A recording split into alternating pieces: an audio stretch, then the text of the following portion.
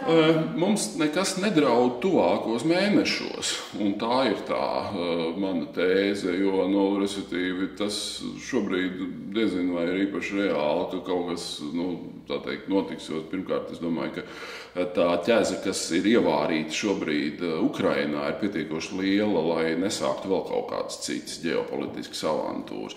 Tas nākamais ir, diemžēl, tas, ka mums ir jārēķinās ar to, ka, kā jau es sākumā teicu, attiecības starp Krieviju un Rietumiem nekad vairs nebūs tās, kādas viņas bija pirms tam. Un, ja tā eskalācija turpināsies, tad, protams, ka mums draud, mēs esam vēlreiz vistuvākā Maskavai NATO valsts, un skaidrs, ka Latvijas un pārējo Baltijas valstu iestāšanās NATO vienmēr Kremlim ir bijis viens no svarīgākajiem pārmetumiem NATO un Amerikas virzienā. Paskatieties, jūs it kā apsolījāt nestāties, bet tomēr iestājāties un tā tālāk un tā tālāk. Un no tā viedokļa raugoties, protams, ka draud.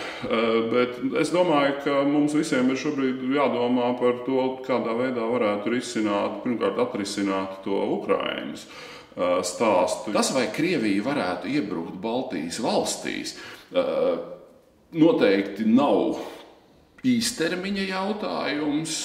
Tas ir pavisam skaidrs, jo nav bijuši tādi precedenti, ka NATO un nekas nav mazāk svarīgi Eiropas Savienības valstīs kādam būtu ienācis prātā ievest karaspēku vai kaut ko tam līdzīgi izdarīt.